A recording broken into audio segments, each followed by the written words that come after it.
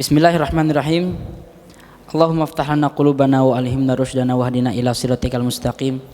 Wahaikum jami'an bi tahiyatil Islam al khalidah. Assalamualaikum warahmatullahi wabarakatuh. Alhamdulillahilladzi arsala rasulahu bil huda wa dinil haq liyudhhirahu ala dini kulli walau karihal musyrikun. Allahumma shalli ala Muhammad wa ala alihi wa ashabihi ajmain, amma ba'd. Sahabat-sahabat yang baik hati, saudara-saudara ihwani wa akhwati fillah, saya bersyukur karena Masjid Al-Murabi ini luar biasa ya. 3 kali sepekan konsisten mengadakan kajian, yang kajiannya ini bikin puyeng kadang-kadang. Kajian berat, kajian berbobot. Jadi saya sangat respect, apresiatif dengan juhud usaha kawan-kawan para pemuda Murabian ini, apalagi kawan-kawan yang datang dari jauh, baik pengurus ataupun peserta, untuk datang kajian ini. Pada akhirnya kawan-kawan, hidup makin lama itu makin berat, masalah makin banyak, tantangan makin menggunung. Kalau ilmu kita sebagai individu dan sebagai umat itu tidak terupgrade pengetahuannya, apalagi cara kita memandang persoalan, cara kita melihat persoalan itu tidak diupgrade terus, maka yang akan naik apa? Kalau kata Agib, yang naik itu tensi katanya. Makin stres hidup, makin gelisah, makin galau, cuman bingung solusinya kayak gimana. Termasuk tema yang akan kita bahas hari ini tentang dakwah. Dengan fenomena orang-orang yang hari ini taubat, hijrah, ataupun mu'alaf, ataupun ingin berubah, apapun istilahnya, ketika orang-orang ini mendekat kepada ajaran Allah Subhanahu wa taala, itu perlu ilmu. Niat, hati, komitmen, obsesi itu nggak cukup, semangat. Ketika tanpa dibarengi ilmu, kalau tanpa dibarengi ilmu, semangat ini yang akan membuat kita menjadi orang-orang yang tiap hari komplain, marah-marah. Ini gimana sih? Ada penguasa bilang menistakan Quran. Ini bagaimana sih? Ada misalnya politisi menghalalkan, melegalkan tertentu, itu kan. Kita komplain, itu masalah semua, betul. Tapi yang perlu dilakukan oleh seorang muslim itu adalah karya, bagaimana cara kita mengimbangi. Kita komplain nanti ada film, kok film ini mempopulerkan hal-hal yang merusak moral, ya kita komplain. Oh nanti ini ada animasi menyebarkan pesan-pesan LGBT terselubung, kita komplain.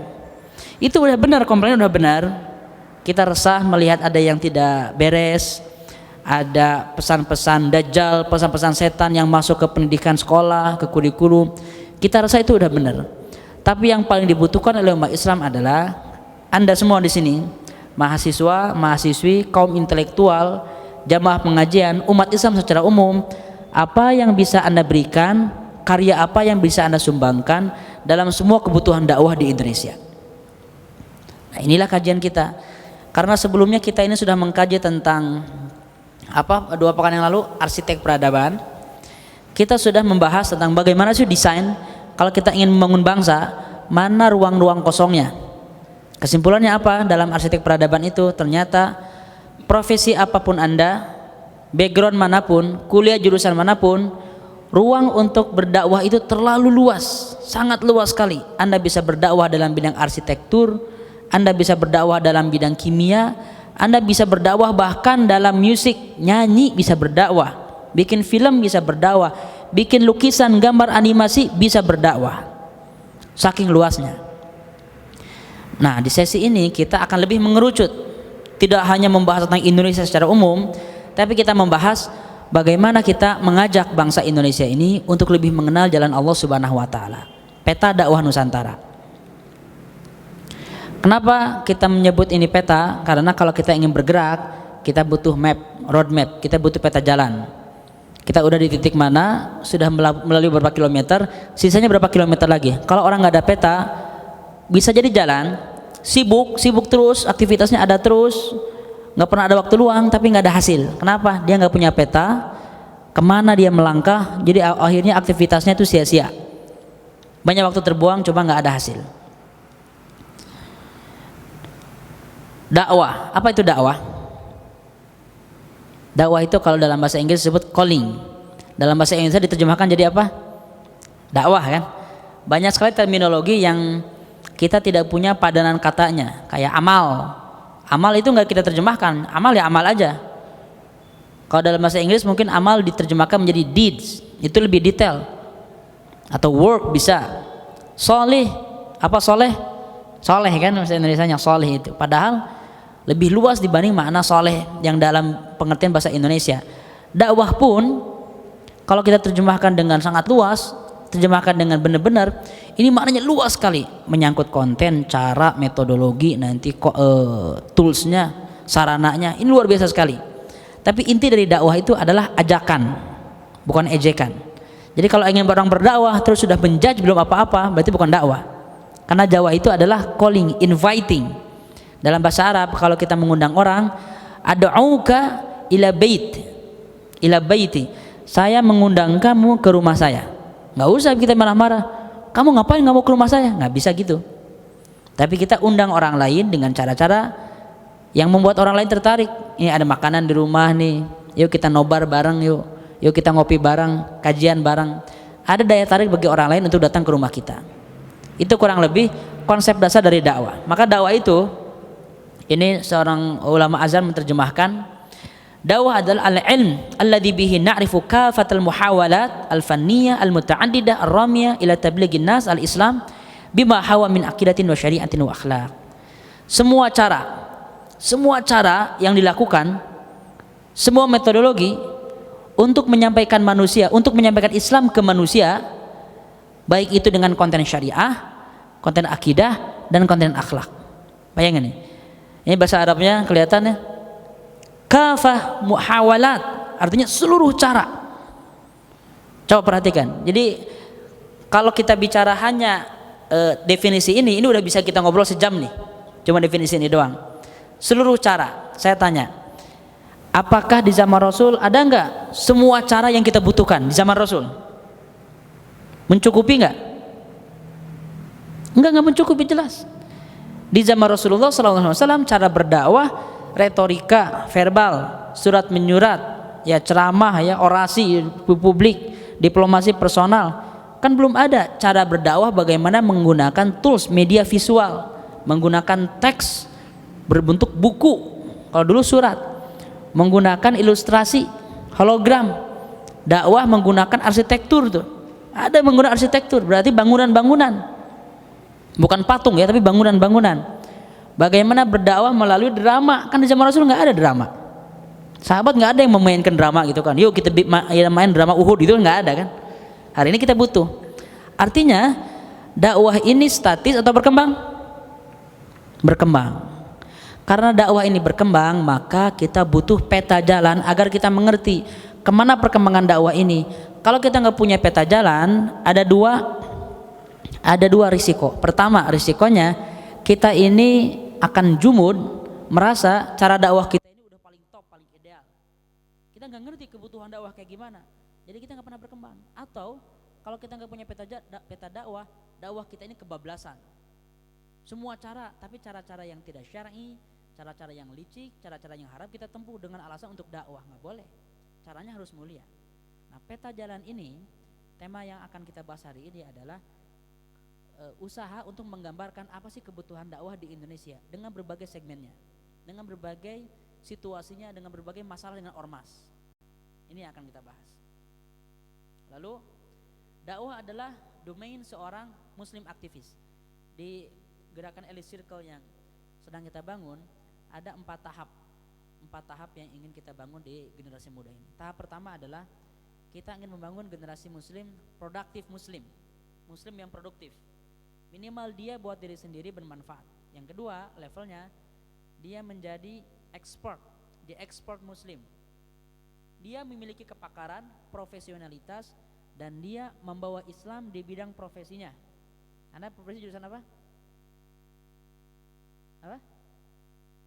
Bahasa Jepang.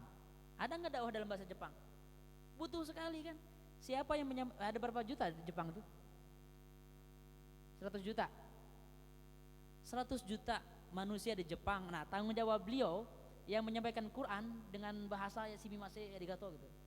Ya, tugas dia itu kan. Bukan tugas Anda. Bukan tugas saya.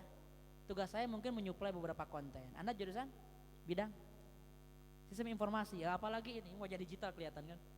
Nah, Bagaimana Anda membawa Islam di bidang sistem informasi? Kebayang nggak? Itu kalau seorang ahli informatika, ahli sistem informasi berdakwah, wah itu canggih sekali, lebih canggih dari saya, lebih canggih dari kawan-kawan yang ada di masjid. Kenapa? Dia berdakwah melalui sarana digital yang masuk ke handphone kita, ke laptop kita, ke gadget kita, ke TV kita. Kan Anda hanya jadi penikmat kan? Kita semua jadi penikmat. Saya menggunakan aplikasi Word, PowerPoint itu kan, Windows, Mac, baik yang bajakan ataupun yang ori. Kita user semua. Karena kita user, kita tidak mengerti apa ideologi di balik orang yang bikin ini. Kenapa bikin Yosemite misalnya, atau misalnya El Capitan itu kan? Kenapa nggak Anda bikin nanti aplikasi Khalid bin Walid namanya kan? Apa latarnya itu langsung perang ya. Tapi maksud saya itu hanya intermezzo. Maksud saya seorang yang berdakwah di bidang profesinya, dia bisa mempengaruhi orang di bidang tersebut. Itu level 2 yang namanya The Muslim Expert. Level ketiga yang namanya The Muslim Activist ini nih.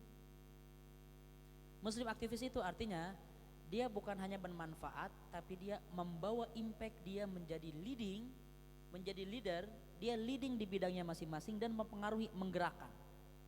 Itu aktivis kan? Aktivis. Jadi kalau misalnya ada, kamu aktivis, bukan aktivis. Ada kegiatan nggak ada, nganggur, bukan aktivis itu. Pasifis. Atau kamu aktivis tapi kok obesitas, oh itu aktebal, bukan aktivis. Jadi aktivis itu dia yang bergerak dan menggerakkan. Yataharrak wa yuharrik. Dia bergerak dan menggerakkan. Itu aktivis. Maka dakwah itu adalah domain aktivis. Tidak ada dakwah dalam kepasifan, tidak ada dakwah bagi orang-orang yang diam. Kalau ingin berdakwah, gerak, move.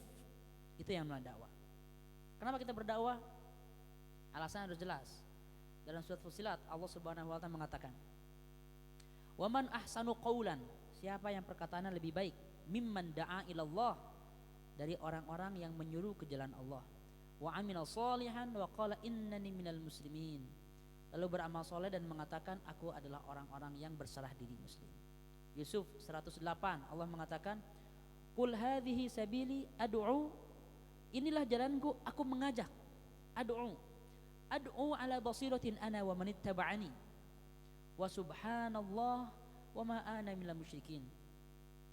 Katakanlah inilah jalanku, this is my way, pede. Jadi bukan hanya perkataannya bagus. Dalam berdakwah Anda harus punya mental. Mental itu artinya apa yang Anda katakan Anda yakini 100%. This is my way. Kok celananya cingkrang gitu ya? Kayak kurang keren kayak gitu. Ini jalan saya. Kok jenggotnya tebal banget gitu ya? Ya biarin. Saya ke barbershop rutin gitu kan. Nggak ngerugiin Anda gitu kan. Kok pakaiannya misalnya kayak Arab gitu kan, ya biarin. Dibanding Anda kayak orang Amerika misalnya. Pede gitu kan. Dari segi berpakaian, dari segi konten, dari segi style, dari segi sarana, kita harus pede. Kul hadhi sabil, ini adalah jalanku. Karena kalau misalnya orang ingin berdakwah sudah nggak pede, ingin berdakwah kayak orang yang mau dagang gitu kan, saya pengen dagang cuman nggak pengen kelihatan dagang, gimana dong? Ada orang yang kayak gitu kan, ayo jualan, pengen kelihatan jualan, nggak bisa. Yang jualan harus bilang, ini produk saya nih, ayo beli ini bagus, inilah Islam, ini bagus, ini Quran, ini Islam, ini Rasulullah SAW. Silahkan pelajari. Anda menyampaikan dengan pede, dan Anda kalau ingin pede itu harus tahu isinya apa gitu kan. Ini produk bagus, laptopnya bagus, kayak gimana bagusnya? Ya kayaknya sih cepat sih kayaknya, nggak bisa itu kan. This is the fastest laptop in the world, nah gitu bilang, cepat banget gitu kan. Pentium berapa? Pentium Celeron, nggak bisa. Jadi harus tahu produknya apa, baru Anda punya confidence. Hadhihi sabili, ini adalah jalanku. Wal takum minkum ummatun yad'una ilal khairi wa ya'muruna bil ma'rufi wa yanhauna 'anil munkar wa ulaika humul muflihun. Hendaklah sebagian kalian itu ada umat yang menyuruh ke jalan kebaikan, menyuruh kepada yang ma'ruf, mencegah dari yang munkar, dan merekalah orang-orang yang beruntung. Wal takun minkum ummatun yad'u, ini menunjukkan ada sebagian kelompok. Dakwah sebetulnya tanggung jawab seluruh umat Islam, tapi Al-Quran juga menjelaskan pada akhirnya orang-orang yang ingin bergerak, yang mengajak orang itu selalu jumlahnya sedikit. Perhatikan nih rumusnya. Orang yang diwajibkan berdakwah itu adalah seluruh orang Islam. Anda muslim, balighu anni walau ayah. Sampaikanlah dariku walaupun satu ayat, kata Rasulullah. Jelas ya? Jadi Anda ahli matematika, ahli kuliner, harus berdakwah. Semuanya wajib dakwah. Tapi Allah menyeleksi pada akhirnya orang-orang yang mau, mampu dan benar berdakwahnya itu sedikit. Dan mereka inilah orang-orang yang beruntung. Muflihun. Muflihun itu kalau dalam bahasa bisnis profit. Orang-orang yang untung. Anda semua pengen untung kan, gak mau rugi. Nah keuntungan hakiki adalah di akhirat. Orang-orang yang untung itulah adalah orang-orang yang berdakwah. Jadi jumlahnya terpilih. Jumlahnya ini orang-orang elit, orang-orang terpilih, orang-orang yang spesial, orang yang berdakwah itu. Nah jadilah Anda orang-orang yang spesial tersebut. Dan orang-orang berdakwah inilah orang-orang yang akan memikul beban orang lain. Siaplah menjadi orang-orang yang memikul beban. Apa tujuannya? Saya berpikir panjang, apa kira-kira kalimat yang bisa, istilahnya itu kalau dalam bahasa Arab jami' mani', yang komprehensif itu, singkat, padat, jelas tapi merangkum semuanya. Apa tujuan dakwah? Saya memilih diksi ini, hasil dari bacaan saya itu. Al-murafaqatun nas ila babil hidayah. Saya sengaja memilih kalimat ini. Al-murafaqah itu artinya mendampingi. Oke, mendampingi. Nas artinya manusia, mendampingi manusia ke pintu hidayah, ke depan pintu hidayah. Coba perhatikan, kita analisis. Mendampingi itu artinya dari mulai ketemuan, kenalan, mengajak. Setelah mengajak, yuk kita ke jalan Allah yuk. Enggak mau sih, cuman masih ragu-ragu. Oh ya udah, nanti kamu pikirin. Itu mendampingi enggak? Mendampingi atau gimana itu? Itu blasting namanya. Kalau di WA itu ada orang yang nggak mau komen kan, jarang komen di WAG, tapi sekalinya share itu share info gitu kan, nggak pernah komen. Nah itu namanya nyampah kadang-kadang, blasting. Blasting udah aja nggak di follow up. Mendampingi ini, ayo ikut. Aduh nggak bisa, ayo saya pegangin tangannya, datang yuk, datang. Sampai kemana? Sampai ke pintu hidayah. Ketika di pintu hidayah, siapa yang bisa memasukkan manusia ke hidayah? Allah Subhanahu wa Ta'ala, bukan kita lagi. Tapi jangan sampai ya yang namanya juga hidayah dari Allah lah. Kalau orang mau ikut Islam ikut, kalau enggak ya enggak. Nggak bisa ngomong kayak gitu kalau kita belum berusaha. Sampaikan manusia ke depan pintu hidayah.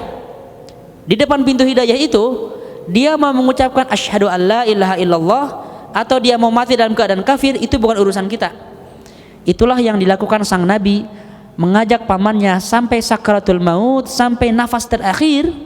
Wahai pamanku, kul asyhadu alla ilaha illallah wa asyhadu anna Muhammadar Rasulullah. Nggak ngomong tuh, sudah di depan pintu hidayah itu, nggak keluar itu. Allah tidak memberikan hidayah, tapi Nabi Muhammad punya effort sampai detik terakhir.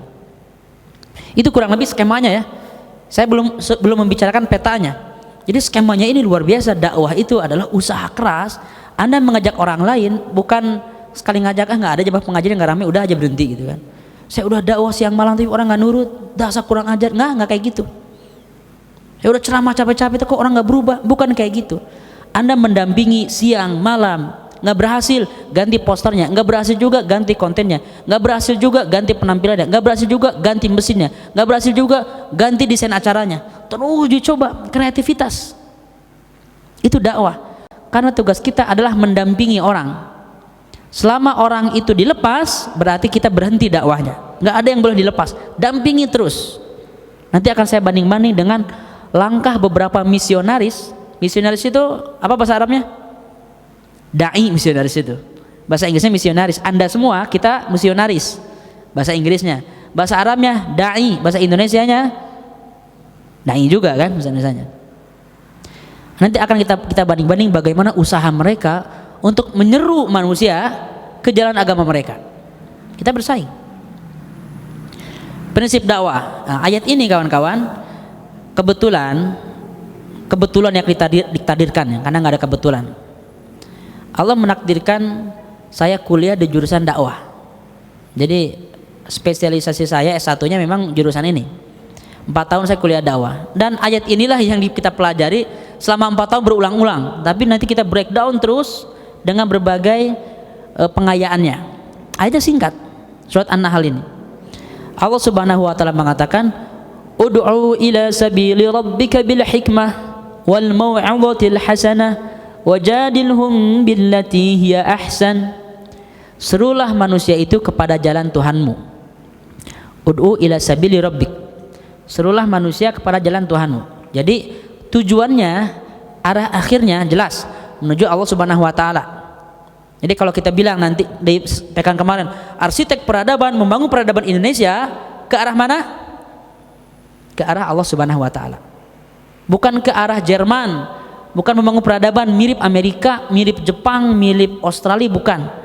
Arah peradaban yang kita bangun menuju Allah Subhanahu wa taala. Bagaimana bentuknya? Oh, itu kajian lain yang pernah kita bahas dalam tema model peradaban. Bil hikmah. Hikmah itu artinya kebijaksanaan, wisdom, dengan bijaksana, wisely.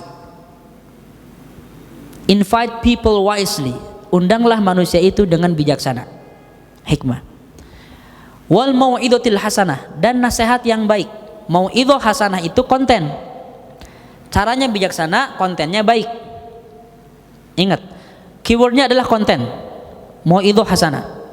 Lalu Allah Subhanahu wa taala mengatakan, wajadilhum billati hiya ahsan, dan berargumentasilah atau berdebatlah, berdialektikalah dengan cara yang lebih baik, better way, better tools. Billati hiya ahsan artinya tools, sarana, peralatan, metodologi, itu tools. Maka dari prinsip dakwah ini akan kita breakdown dari segi konten, cara, dan juga sarana. Kita ini perlu kreatif. Kontennya baik, caranya bijak.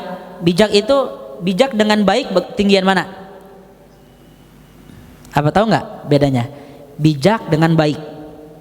Kalau dalam bahasa Arab bijak itu hikmah, kalau baik itu fadilah. Hikmah itu al-hikmah itu adalah al-khiyar bainal fadilataini, khiyar al-afdal bainal fadilataini, memilih kebaikan yang lebih utama dari di antara dua kebaikan. Itu namanya hikmah. Jadi kalau Anda bisa membedakan yang baik dan buruk, itu biasa standar. Tapi orang-orang bijaksana itu, ini ada dua kebaikan, dua-duanya bagus, Anda bisa memilih yang terbaik. Itu hikmah. Lebih tinggi lagi. Jadi ketika Allah Subhanahu wa taala mengatakan dengan istilah al-hikmah, itu level tinggi. Jadi cara kita itu bijaksana itu kalau kita breakdown, kalau kita tafsirkan dalam ilmu sosial science hari ini, nanti ada analisis psikologi, ada analisis antropologi, ada analisis sosiologi, ada analisis politik, ada analisis media, ada analisis marketing. Itu dari satu kata yang namanya al-hikmah. Itu bisa jadi satu fakultas, namanya fakultas dakwah, bayangkan. Konten itu beda lagi. Konten untuk anak kecil, akidah. Pelajaran akidah dari Rasul apa sih akidah? Singkat akidah itu. Inti dari akidah itu cuma 6. Apa aja?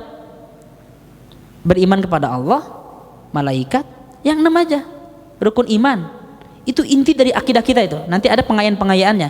Tapi bagaimana rukun iman ini disampaikan ke orang dewasa, remaja, anak kecil, balita, sama nggak penyampaiannya?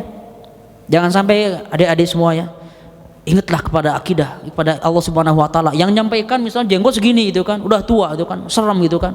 Neraka nanti, kan nggak bisa. Anak kecil butuh mungkin konten yang lebih pas, dengan animasi, dengan dialog kan, dengan game kadang-kadang, dengan hal-hal yang fun. Itu apa itu? Itu konten. Siapa yang bisa mikirin itu? Ya, pakai kopiah ini nih. Ahli sistem informatika. Ada orang animasi nggak di sini nggak? Animator, desain grafis ada nggak? Psikolog ada belakang? Akhwat? Psikolog, lalu juga ahli animasi, desain grafis ya, ahli gambar, lalu ahli editing, video editor. Orang-orang ini 10 orang kerjasama bikin teamwork, mereka lah yang mampu membuat konten dakwah bil hikmah wal mau'izatil hasanah dalam bidang dakwah bagi anak-anak TK dan SD. Bukan kiai di sebuah pesantren yang ceramah berapi-api, bukan. Walaupun bisa aja, boleh aja, tapi beda pengaruhnya. Jelas ya? Jadi kita butuh kreativitas. Dari ayat ini kita bisa membreakdown dengan sangat detail. Oke. Setelah kita tahu tentang prinsip ini, mari kita membahas tentang bagaimana sih perkembangan dakwah di Indonesia secara umum aja. Singkatnya, sejarah umat Islam di Indonesia ini. Indonesia ini kalau kita bagi akan kita bedah menjadi beberapa fase. Pertama, fase ketika kita ini terdiri dari berbagai kerajaan Nusantara. Umumnya kerajaan Nusantara ini Anda tahu sendiri Hindu-Buddha. Lalu umat Islam masuk di zaman di tahun berapa kira-kira? Abad ke 7? Nah, bukan 17, abad ke-7 atau ke-8. Abad ke-7 ke-8. Umat Islam pertama kali masuk ke dalam, kalau Anda baca bukunya Hamka, sejarah umat Islam itu sudah dimulai di zaman Muawiyah bin Abi Sufyan. Muawiyah itu sahabat Rasulullah SAW yang naik menjadi khalifah pada tahun 40 Hijriah, bayangkan. Pada tahun 40 Hijriah. Artinya sahabat-sahabat Rasulullah masih hidup, sudah ada umat Islam di Sumatera. Sudah ada umat Islam di Sumatera pada abad ke-7 itu, bayangin. 7 ke-8. Jadi kalau Anda melihat Islam dikembangkan oleh pedagang Gujarat, India, lalu di abad 17, itu teorinya orang-orang Belanda. Enggak seperti itu pemalsuan sejarah itu. Itu signifikan. Nanti suatu hari kita bahas apa peran pemalsuan sejarah terhadap pola pikir hari ini. Intinya umat Islam itu sudah masuk di zaman-zaman ketika kerajaan kita Hindu-Buddha. Apakah umat Islam berdakwah di depan siapa? Di depan penguasa. Inilah uniknya di Indonesia. Para penguasa kita walaupun Hindu-Buddha, budaya-budaya Nusantara sejak zaman dulu itu emang toleran. Jadi kalau ada hari ini orang yang nggak toleran lalu meragukan toleransi kita sebagai bangsa Indonesia, kalau menurut saya sih anak kemarin sore dalam bacaannya terhadap Indonesia, puber-puber intelektual nih kayak gitu. Bayangin ini. Dan saya punya pengalaman udah keliling berbagai negara. Saya melihat berbagai negara bagaimana toleransi di luar Indonesia. Saya udah lihat. Dan Indonesia cukup membanggakan soal toleransi, cukup membanggakan dibanding Inggris, Prancis apalagi itu kan lebih susah lagi itu. Indonesia luar biasa. Jadi jangan ajari kita tentang toleransi. Di zaman-zaman kerajaan Hindu-Buddha ini, termasuk kerajaan Majapahit, beberapa ulama kita itu meminta izin kepada bukan sultan, kepada prabu gitu ya, kepada raja, bolehnya kami berdakwah.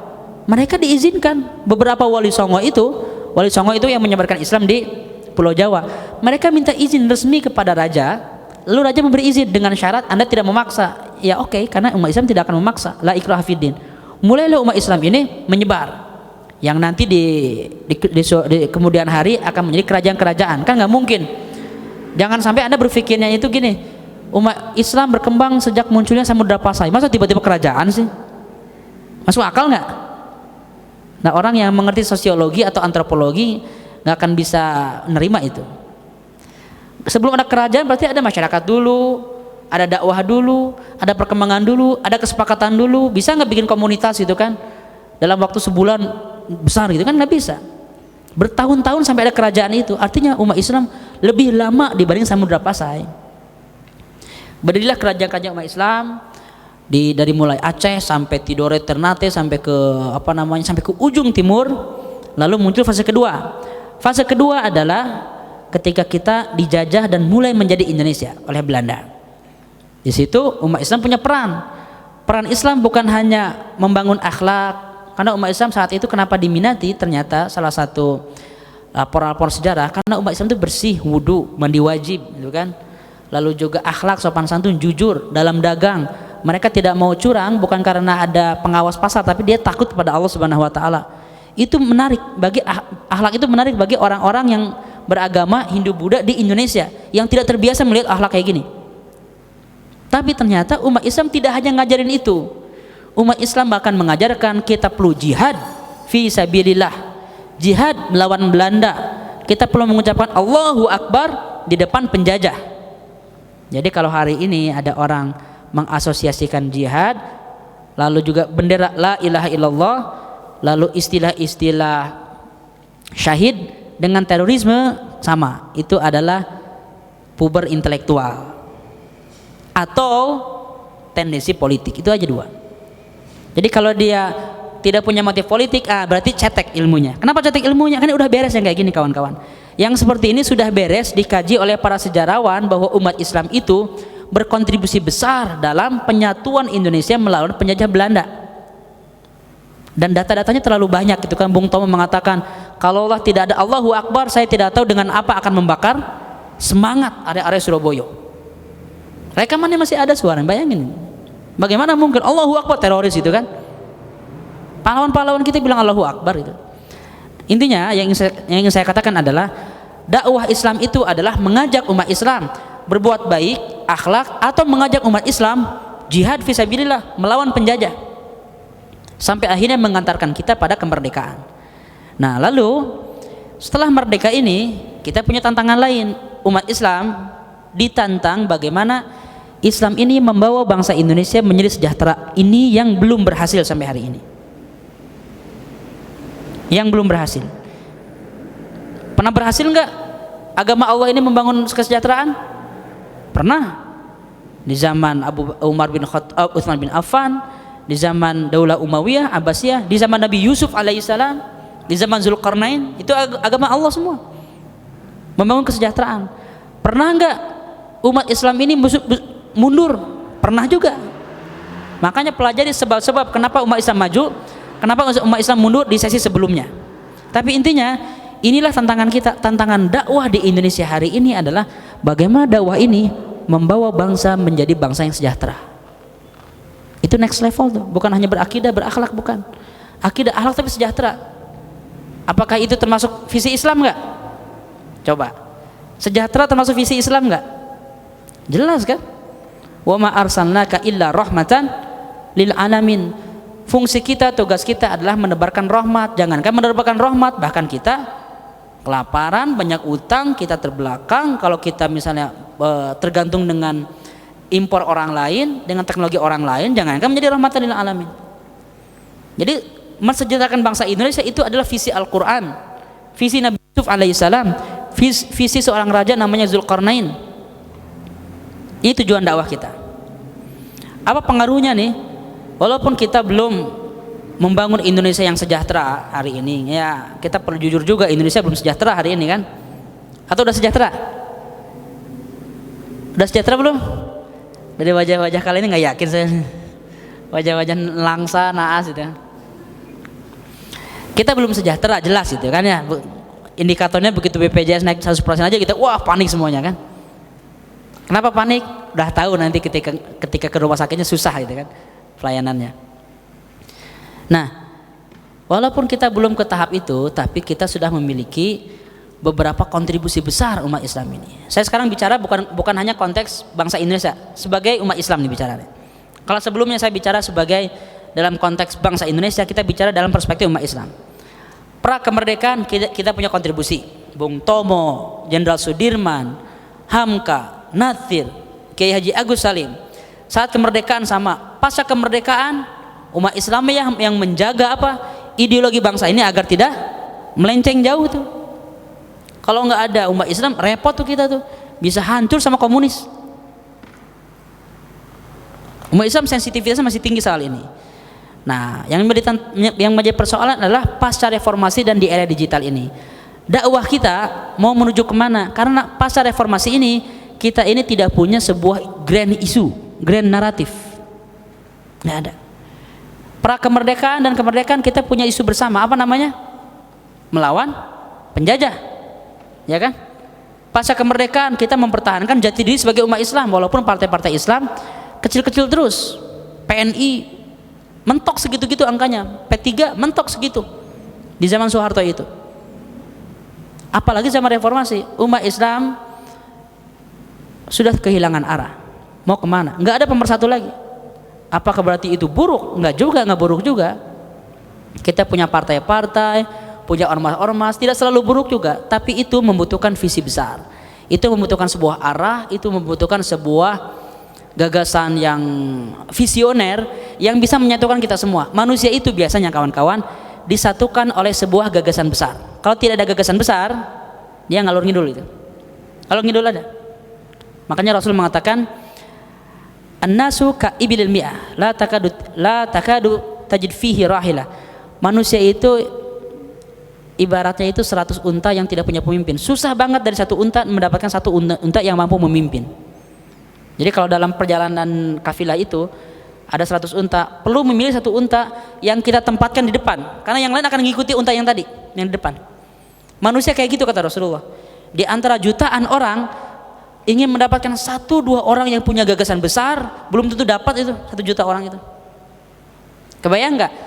Yang dibutuhkan umat Islam ketika umat Islam dijajah, Al-Quds dijajah oleh tentara salib dari Eropa, butuh berapa lama untuk melahirkan Salahuddin Al-Ayyubi? 1 abad, bayangin, 100 tahun. Umat Islam menunggu 100 tahun sampai Palestina dibebaskan oleh Salahuddin Al-Ayyubi dalam perang Hittin 1187. Dari jutaan umat Islam, bayangin. Dan kita dari 250, sekarang udah lebih dari 250 juta rakyat Indonesia ini. Agak repot kan kemarin kan milih pemimpin kan? Ya kan, agak repot kan? Milih yang ini, enggak ada yang ini, lebih enggak lagi misalnya gitu kan. Agak repot kita. Jadi pilih ayawe gitu kan bahasa Sundanya. Yang ada aja gitu. Bayangin dari 250 juta itu kan. Ini tantangan kita nih. Umat Islam perlu membangun gagasan besar, membangun sebuah arah besar. Bagaimana umat Islam ini dikerahkan pada satu tujuan bersama. Dan ini bukan tugas yang ringan sama sekali. Ini tugas rumit. Dan ini tanggung jawab kita semua. Akan kita bedah nih bagaimana. Realitanya ini. Realita dakwah kontemporer kita yang perlu kawan-kawan fahami agar tahu dari mana kita akan memulai langkahnya. Puzzle-puzzle ini kita kumpulkan dulu, baru kita tahu nih umat Islam perlu dibawa ke arah mana, bagaimana cara sinerginya nih, kita akan tahu. Saya membagi problematika dakwah dengan 2 kategori, internal dan eksternal. Bedanya jelas ya, internal dan eksternal. Kira-kira mana yang harus lebih kita perhatikan, internal atau eksternal? Internal atau eksternal? Internal ya. Gini analoginya. Masalah internal itu, masalah eksternal itu virus, wabah bakteri.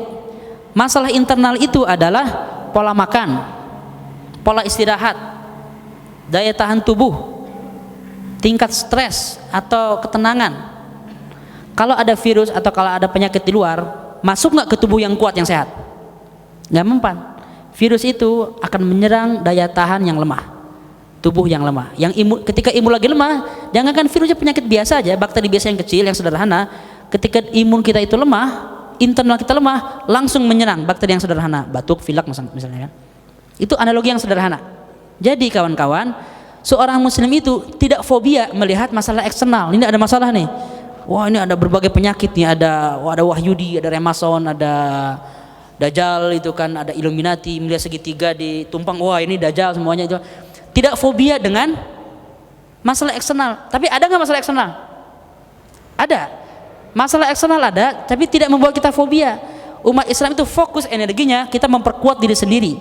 Tapi masalah eksternal kita pelajari agar sebagai warning. Hati-hati itu aja. Hati-hati. Mereka akan menyerang dari sisi kiri, sisi kanan. Kita hati-hati. Cuman tidak membuat kita fokus ke sana. Kita fokus pada diri sendiri, membangun kekuatan diri. Maka saya akan lebih mengelaborasi tentang internal ini. Masalah internal ini saya mencoba mengklasifikasi sementara ini.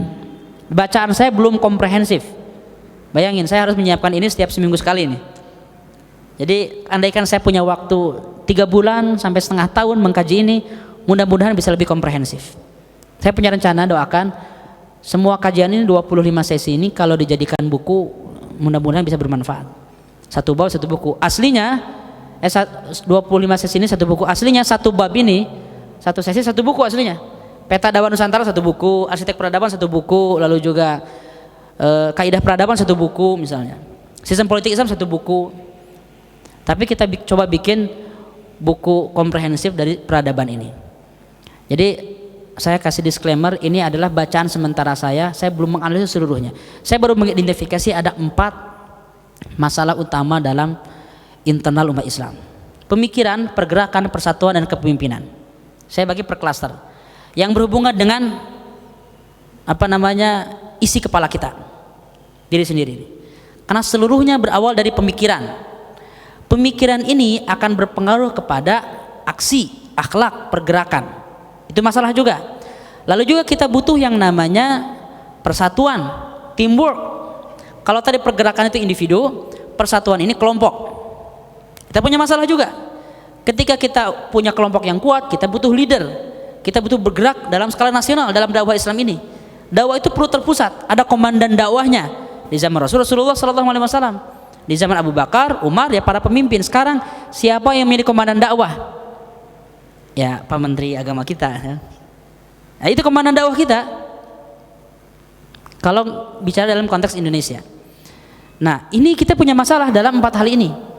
Siapa yang akan mengarahkan umat Islam perlu ke sini. Contoh kemarin ya, contoh kecil tentang 212, 411 jutaan orang itu kan, efeknya apa setelah itu? Jumlah gede luar biasa itu kan. Tapi ada beberapa orang yang cerdas, pintar mikir bagaimana ini ya udah jadi sekadar reunian aja gitu. Jangan sampai menjadi gerakan yang real. Tidak harus politik, tapi jangan sampai menjadi gerakan real untuk pemberdayaan umat. Bahkan jutaan orang ini ya kita ya. Maksudnya kita mengevaluasi diri sendiri. Jadi kalau kita bilang mengkritik hari ini, kita mengkritik diri sendiri. Umat Islam adalah Anda, saya sendiri. Jadi kita bahkan tidak mampu membangun kekuatan ekonomi dengan jutaan orang itu kan. Coba bayangin, kan nggak ada komandannya gitu, nggak ada arah besarnya, nggak ada leadership. Semua orang malah jadi buyar setelah pilpres itu. Jadi tujuannya hanya tujuan jangka pendek, setelah tercapai itu nggak terlalu signifikan, itu hanya memuaskan hati kita doang gitu kan. Puas nih orang yang kita kesel, yang kita benci ini akhirnya kena hukuman, udah aja, udah beres, udah itu nggak ada lagi visi besar bersama. 4 kategori kita bahas. Pertama, pemikiran. Masalah utama pemikiran itu adalah misunderstanding. Ini misunderstanding paling populer sebetulnya, bukan hanya di Indonesia, di dunia Islam. Di dunia Islam, misunderstanding atau su'ut tafahum terjadi di mana-mana. Bahasa kita itu gagal faham. Gagal faham. Ini 5 kategori utama orang-orang yang gagal faham: apatis, jumud, ekstremis, liberalis, atau dangkal. Sathi, dangkal itu. Pertama, apatisme.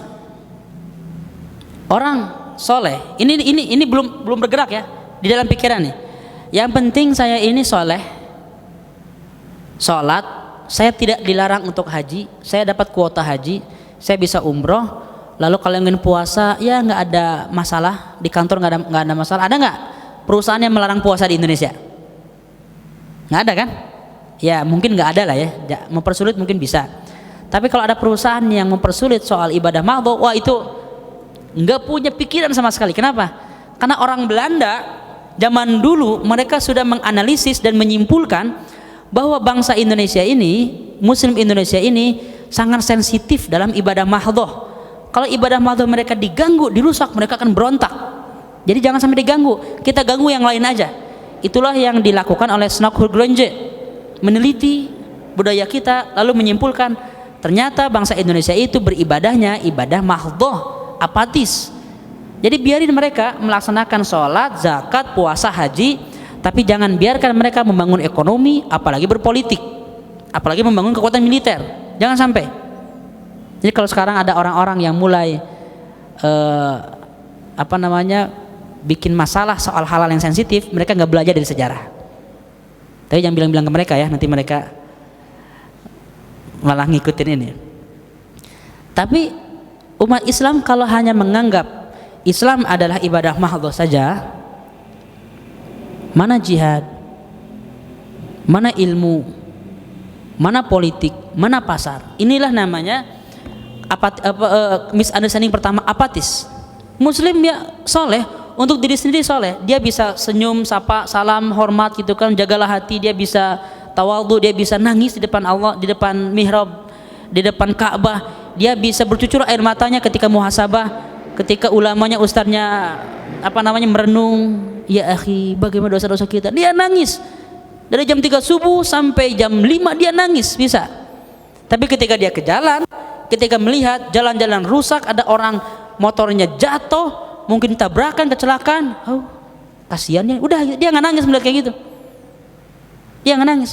Dia tidak nangis melihat ada gunungan sampah, lalu sekitarnya tetangga-tetangganya mungkin setiap hari udah nggak lagi megang hidung, saking sudah terbiasa dengan bau sampah dan paru-parunya hancur. Dia nggak nangis ke situ. Itu namanya apatisme. Dan Rasulullah SAW sudah memberikan hadis yang tegas, man lam yahtamma bi amril muslimina falaisa minhum. Siapa yang tidak perhatian dengan persoalan umat Islam, maka dia bukan bagian dari umat Islam. Jelas tegas Rasulullah. Rasulullah itu ada seorang muslimah yang tersingkap auratnya, langsung membangun tentara membela.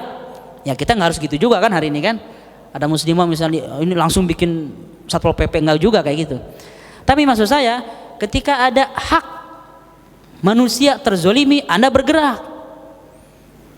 Bergerak itu bukan hanya dengan demonstrasi, bikin karya, protes, minimal bikin postingan, minimal bikin konten kritikan, minimal bikin protes resmi atas nama organisasi, minimal pernyataan sikap sebagai tokoh masyarakat, sebagai influencer minimal dia kampanye. Saya sebagai influencer yang punya follower 10 juta misalnya, saya tidak sepakat dengan kebijakan zalim ini. Ngomong kayak gitu. Jadi kalau ada umat Islam, isi pikirannya adalah saya muslim yang soleh, taat, ahlu surga karena dia sudah sholat, zakat dan rukun Islam yang lain. Ini yang namanya apatisme. Ini gagal paham. Rasulullah nggak kayak gitu. Anda pelajari nanti sirah nabawiyah yang akan kita bahas insyaallah setelah beres kajian peradaban seluruhnya. 2. Jumud. Ini beda lagi. Tipe jumud ini adalah dia tidak mau menerima perkembangan-perkembangan kalau tidak ada contohnya di zaman Rasulullah SAW. Tapi ada persoalan di sini. Persoalannya satu, dalil meyakinkan. 2, dalil kadang-kadang dicatut. 3, yang menyampaikan penampilannya biasanya meyakinkan. Kalau ini kan nggak meyakinkan kan, pakai pomade, ke jaket kayak gini kurang meyakinkan. Ya. Biasanya yang menyampaikan meyakinkan itu kan, ya kopiah, full, jenggot berapa senti gitu kan. Lalu juga ya penampilan inilah, penampilan dai-dai dari Arab lah. Tapi kawan-kawan, saya ingin mengajak kawan-kawan berpikir, ya'qilun, gunakan apa namanya rizki yang Allah berikan, yaitu akal sehat ini. Allah menyuruh kita berpikir. Dalil yang digunakan untuk melarang banyak hal, Maulid Nabi haram, dakwah dengan cara ini haram. Dulu Anda tahu mikrofon ini haram dulu ketika awal pertama kali diintroduksi ke Saudi Arabia, haram dulu. Ulama ini apa ini? Nggak ada contohnya, kita pidato ceramah nggak ada contohnya di zaman Rasul. Sampai ada syekh dari Azhar yang mengatakan, kamu ini tahu kacamata nggak? Ustaz Abu Somad pernah menjelaskan ini. Kacamata ini kenapa kita pakai? Nggak ada zaman Rasul. Ini untuk memperbesar gambar. Nah ini untuk memperbesar suara. Maksudnya kayak melecehkan akal sehat kita gitu kan? Masa yang kayak gini aja nggak paham gitu kan?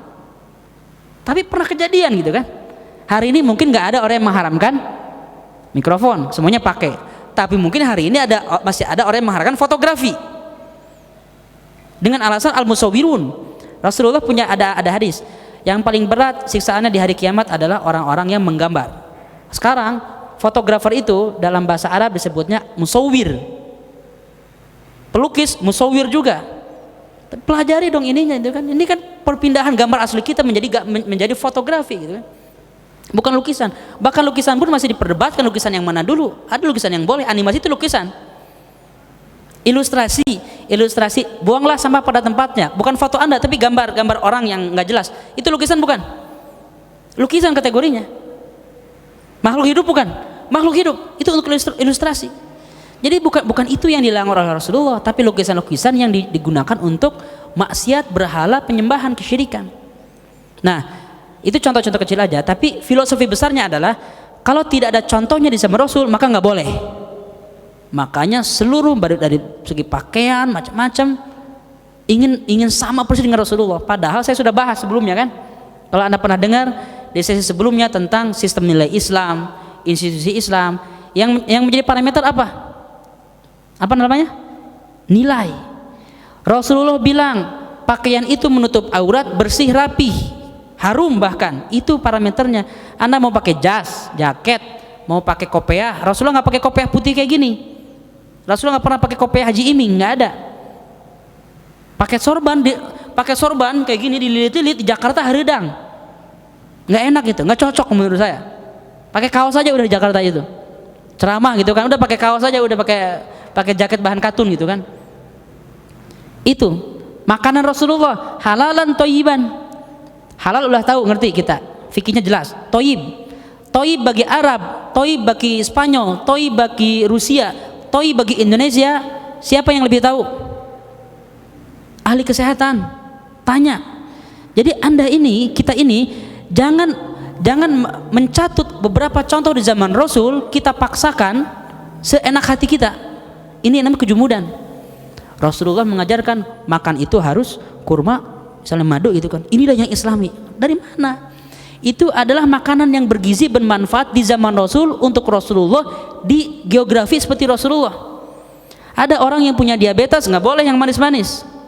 Ada orang di sebuah daerah yang dingin butuh jeruk, vitamin C. Ada orang di sebuah daerah yang tandus, panas itu kan, dia butuh pepaya, butuh melon. Kan nggak ada di zaman Rasul, ada sahabat Rasul makan gedang gitu kan, semangka atau rujak, kan nggak ada. Yang kayak gitu adalah bab yang namanya halal, bukan halalan tapi thayyiban. Thayyiban itu berkembang nggak? Ini zat kimia. Nah, kalau ajinomo pecin kayak gitu-gitu udah jelas nggak thayyib kayak gitu kan. Nah, Anda makan seblak gitu kan, level 10 gitu kan, pecin semua. Nah, itu udah jelas tidak thayyib, halal tapi tidak thayyib gitu kan. Generasi pecin semua kita. Nah, itu kan nggak Islami yang kayak gitu. Jadi maksud saya tidak menegasikan apa yang ada makanan di zaman Rasulullah, tapi itu adalah sebagian dari makanan sehat di zaman Rasul. Rasulullah dakwah ceramah dengan verbal, itu sebagian dakwah di zaman Rasul. Hari ini dakwah kita pakai mikrofon, pakai multimedia, pakai ilustrasi, pakai video, pakai PowerPoint.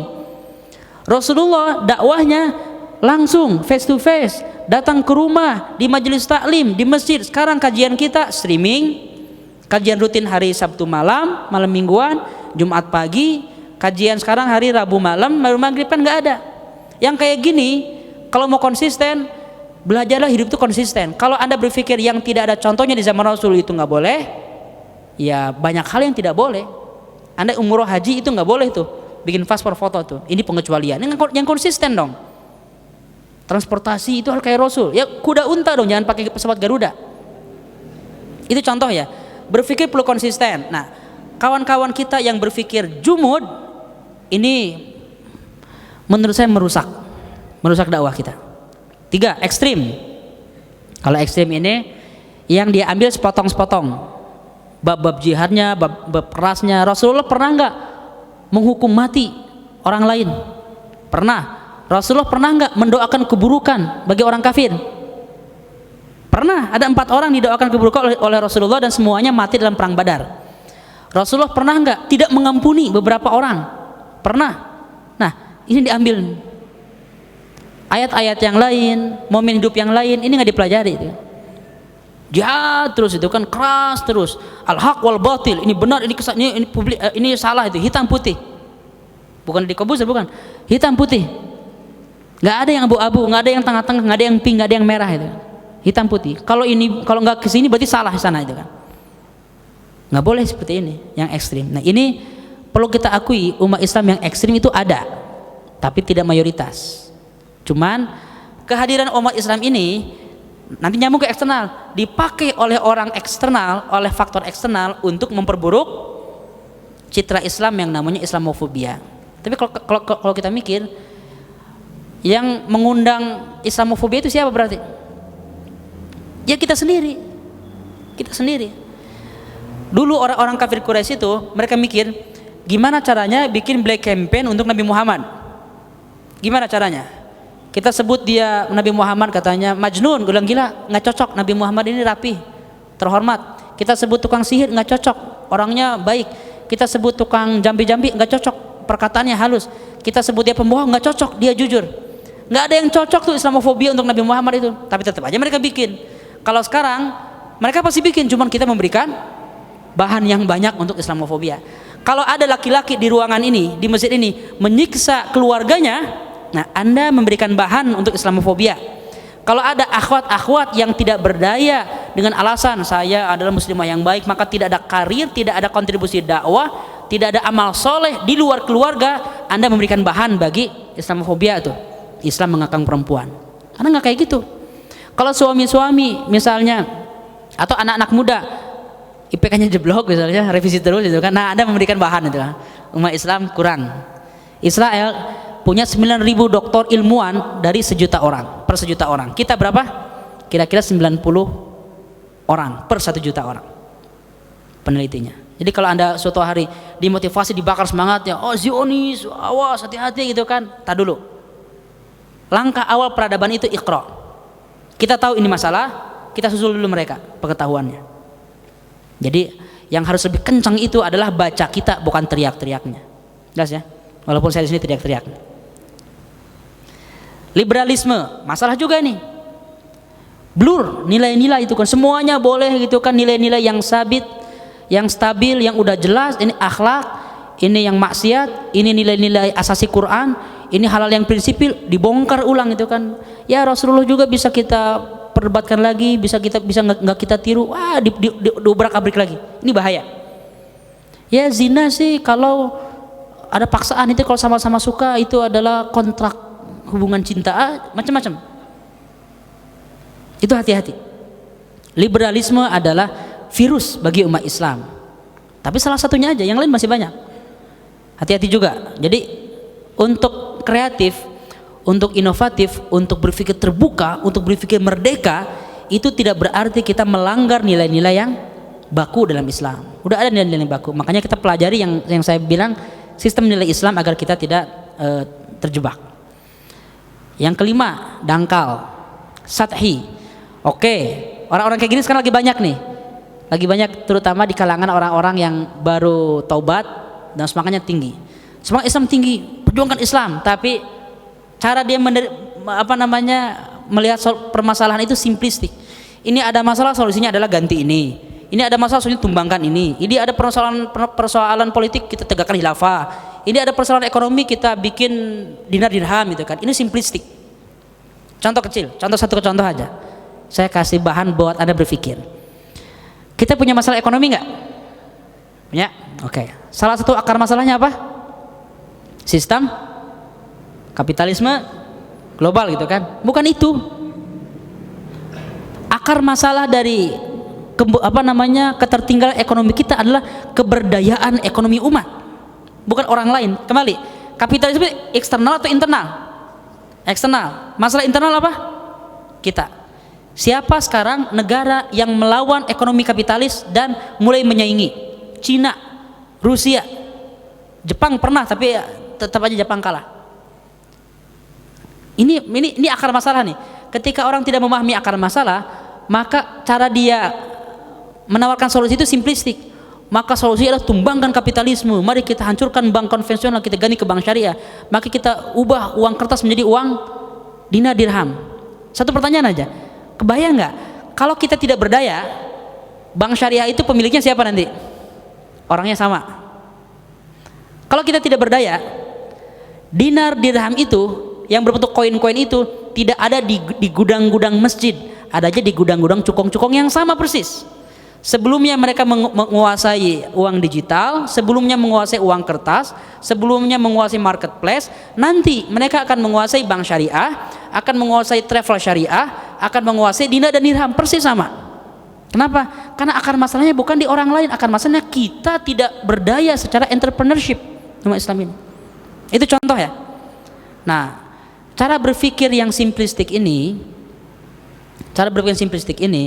ini berbahaya bagi apa? Bagi dakwah. Kenapa? Nanti cara kita dakwah itu juga asal-asalan. Contoh lagi misalnya, kita punya masalah banyak di Indonesia ini. Solusinya satu, perbaiki akhlak. Barakallahu li wa lakum. Yuk kita sholat ya. Akhlak itu judul akhlak itu nama jurusan sebetulnya itu kan. Jurusan akhlak gitu kan.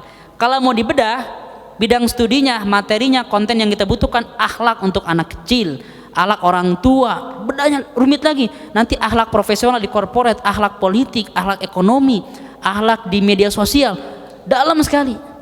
Jadi kalau Anda ingin ngasih nasihat, detail ngasih nasihatnya. Saya akan memberi nasihat bagi kemajuan kita, mari kita tingkatkan iman dan takwa. Amin. Udah aja beres. Ya tahu iman dan takwa itu penting, tapi bagaimana caranya membangun generasi muda ini? Anak-anak SD dengan anak SMA, dengan anak kuliahan, dengan orang tua, konten akhlak yang perlu kita berikan berbeda, kontennya, sarananya, lalu juga fasilitasnya, toolsnya berbeda. Jadi kalau kita ingin bikin membangun akhlak, wah itu breakdownnya luar biasa tuh. Jadi biasakan berpikir itu tidak dangkal. Hidup sederhana boleh, tapi berpikir simplistik itu bahaya. Jadi berpikirlah mampu mensintesa kerumitan, tapi jalani dengan simple, gitu caranya. Berpikir Anda itu rumit, mampu memahami kerumitan, tapi menjalani hidup dengan easy going, santuy. Ini masalah. Apa solusinya? Menurut saya solusinya adalah kita perlu membangun sebuah generasi yang memahami Islam dengan benar. Kita rintis sedikit demi sedikit tanpa mengganggu lapak orang lain. Ini penting nih. Karena ketika Anda mendengarkan materi ini, saya bisa menebak nih, mungkin sebagian dari Anda akan berpikir, bener Kang, semangat Kang, saya akan mengkritisi orang-orang yang jumud, saya akan membantah orang-orang liberal, saya akan mencaci maki orang-orang yang dangkal mikirnya. Mungkin ada yang gitu. Bukan itu caranya. Jadi kalau orang punya panggung, orang liberal punya panggung, orang yang jumud punya panggung, yang apatis punya panggung, mereka ini jangan diganggu gugat, biarin dulu, karena mereka sudah nyaman di lingkungan masing-masing. Anda enggak orang-orang yang tidak jumud, tidak liberal, tidak apatis, tapi mereka bahkan tidak tahu Islam sama sekali, ada enggak? Lebih banyak lagi kan? Orang-orang yang ini, yang 5 kategori ini, mereka minimal muslim yang punya sikap kan? Minimal muslim yang punya sikap. Umat Islam yang tidak punya sikap jauh lebih banyak. Mereka lah yang kita garap. Jadi kalau ada panggung, jangan ganggu panggung orang lain, tapi kita bikin panggung lain yang lebih rame, yang lebih meriah, yang lebih menarik, yang mengundang orang lain ke panggung kita, bahkan membuat orang lain pindah ke panggung kita. Gitu caranya. Ya, itulah yang sementara ini kita berinisiatif dengan kawan-kawan. Yuk kita bikin gerakan anak-anak muda, elite circle, generasi muda yang memahami Islam dengan komprehensif, perlahan-lahan. Walaupun secara kualitas akhlak mungkin jauh dengan orang-orang yang haram bilang kayak gitu. Salatnya mungkin ketinggalan dengan mereka. Salat sunnahnya misalnya. Senin Kamisnya mungkin ketinggalan, tapi minimal dia memahami Islam secara komprehensif gitu. Dan nanti ibadah madunya ya ditambal-tambal sedikit-sedikit itu kan, enggak sekaligus. Ini masalah pemikiran. Kedua, masalah pergerakan. Akar masalah dari pergerakan adalah pemahaman parsial dan skala obsesi. 2. Pemahaman parsial itu apa maksudnya? Gini, kita ini punya kebutuhan yang sangat banyak untuk organisasi. Kita butuh Muhammadiyah, kita butuh NU, kita butuh Persis atau Al-Wasliyah. Taruhlah 3 yang paling gede ya di Jabar ini, Persis, Muhammadiyah, NU. Menurut Anda tercover tidak seluruh kebutuhan dakwah oleh 3 ormas besar ini? Tercover nggak? Nggak tercover kan? Saya sering komunikasi dengan anak muda, dengan tokoh NU, Muhammadiyah atau Persis, kerepotan. Ini organisasi besar loh. Muhammadiyah dan NU itu organisasi Islam terbesar di dunia secara jumlah. Jadi 3 organisasi besar ini tidak mampu mengcover. Ya bagaimana mungkin kalau ada satu grup pengajian, kelompok yang merasa dialah yang menjadi satu-satunya ujung tombak umat Islam, dialah yang merasa sebagai Ahlus Sunnah wal Jamaah, ustadz mereka sunnah, ustadz yang lain bid'ah gitu kan, atau ustadz haram gitu. Ustadz mereka lah atau golongan mereka lah golongan yang selamat dari 70 sekian golongan, mereka yang selamat, yang lainnya itu sesat semua. Bayangkan. Jadi pemahaman bahwa gerakan mereka itu gerakan satu-satunya itu nggak boleh. Ke kekasih boleh, kamulah satu-satunya boleh, ke dakwah nggak boleh. Semua orang itu punya peran masing-masing organisasi ini. Jadi memahami dakwah, memahami gerakan ini harus komprehensif. Kita punya gerakan, tapi yang lain itu punya gerakan bareng-bareng. Itu satu masalahnya. Yang kedua, masalah kedua akar masalah dalam pergerakan itu, obsesi kita ini setengah-setengah. Kita itu nggak punya mimpi yang gede kadang-kadang. Jadi kalau kita bikin organisasi Islam, yang kita pakai adalah tenaga sisa. Bikin ormas, bikin lembaga dakwah. Saya respect dengan Al-Murabi ini. Dari 2 tahun yang lalu saya melihat orang-orangnya sama aja. Respect dengan mereka, cuman berarti yang lain kemana gitu kan. Orangnya sama aja kayak gini. Jadi kadang-kadang kita menggunakan tenaga sisa, ya cita-cita terbatas. Kalau Anda memulai bisnis, apa target Anda? 10 miliar, 20 miliar, unicorn, dedakorn, macam-macam. Sampai dekakon Anda berpikir. Tapi untuk dakwah, ya alhamdulillah lah, segini juga udah untung gitu kan. Ada pengajian 50 orang, 70 orang, udah untung segini juga. Nggak boleh kayak gitu. Obsesi Anda tuh internasional, harusnya pergerakan Anda itu harus besar, level Indonesia, level dunia. Obsesi, jangan sampai Anda obsesi kerja karir tinggi, obsesi mencari jodoh tinggi, obsesi untuk kuliah tinggi, tapi obsesi dakwah pas-pasan. Obsesi dakwah kita sederhana sekali. Itu. Bagaimana solusinya? Pembinaan intensif. Pergerakan-pergerakan itu kalau dia tidak mempunyai kaderisasi yang kuat, kaderisasi yang kuat kayak gimana? Ini pembahasan panjang sekali, butuh beberapa jam. Konsep kaderisasi itu harus kuat sekali, dari mulai kurikulum, sistematika, cara pembinaannya, pembinaan rutinnya. Makanya salah satu bentuk gerakan Islam yang kuat itu biasanya pergerakan Islam sejenis Ikhwanul Muslimin atau jihadis. Kenapa? Karena mereka mempunyai pergerakan yang intens. Tapi kalau gerakan-gerakan jihadis seperti Taliban, Al-Qaeda, ya tujuan akhirnya ataupun implementasinya ada yang kebablasan. Tapi maksud saya adalah cara-cara mereka membangun pengkaderan itu kuat. Pengkaderan militer, pengkaderan Gontor bagus tuh, Gontor itu melatih leadership. Jadi tidak ada organisasi Aagim dengan Darut Tauhidnya. Oke lah, menurut saya ada beberapa konten yang mungkin bukan, kalau saya menanya nggak parsial, cuma mereka memilih peran untuk membangun dimensi akhlak. Tapi implementasi mereka kuat sekali leadershipnya, sendal rapi, kedisiplinan, keteraturan. Itu namanya kaderisasi. Jarang orang organisasi kayak gitu, pesantren kayak gitu.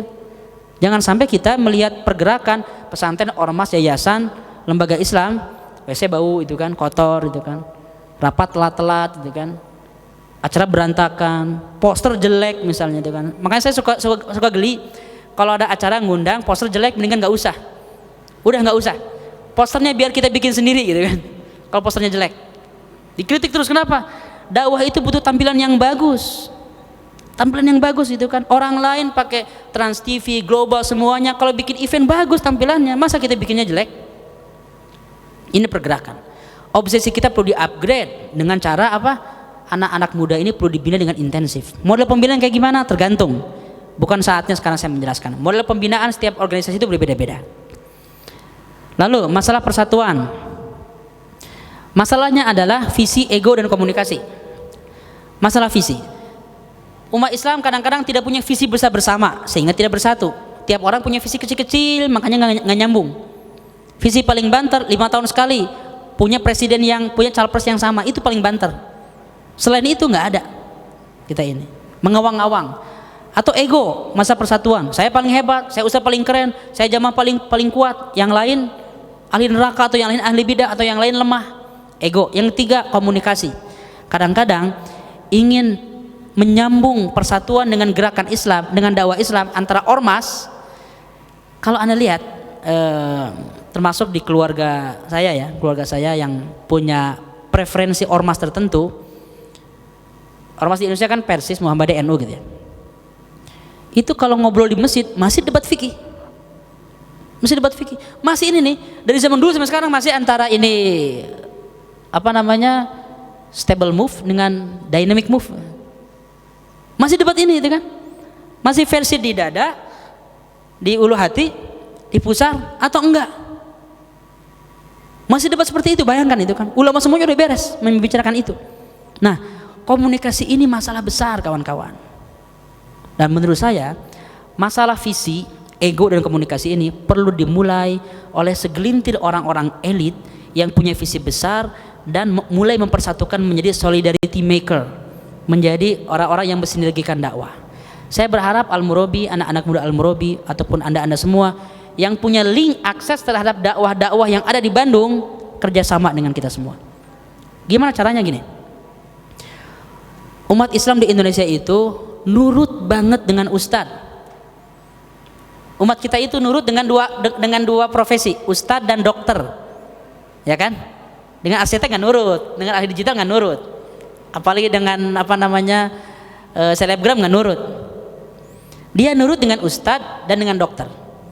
Jadi saya pernah berpikir 3 tahun yang lalu ingin mengubah umat Islam di Indonesia itu, ubah ustadznya gitu kan. Jadi saya punya target bagaimana kita berdakwah ke ustadz, bukan berdakwah ke rakyatnya langsung. Tapi susah itu kan, siapa ini anak kemarin sore gitu kan baru pulang. Ini perlu cara lain, perlu ada orang-orang di luar kita, di luar ya pemain-pemain dakwahnya, pemain dakwah yang artinya ustadz-ustadznya, yang mempertemukan ustadz-ustadz ini untuk ngobrol bareng dengan visi yang berbeda-beda, dengan orientasi berbeda-beda, dengan mazhab yang berbeda-beda, dengan pilihan parpol yang berbeda-beda. Dikumpulin tuh, lupakan dulu semua parpol, semua ormas yang lain-lain, kumpulin, bicarakan tema besar. Anda suka ngobrolin Dajjal, oke, bilang sini. Anda suka lihat-lihat monumen-monumen segitiga, oke, ngomong di sini. Anda suka hijrah macam-macam, ayo ngobrol di sini. Ngobrol bareng, mikirin bareng bagaimana arah umat Islam di Bandung minimal. Kebayang nggak nanti kalau ada sebuah peta bersama, ini loh ada silabus umat Islam di Bandung. Saya bermimpi itu. Silabus pembinaan umat Islam di Bandung. Bagi kajian akhlak nih jadwal ke Darut Tauhid. Bagi pembinaan misalnya amar ma'ruf nahi munkar nanti kemana?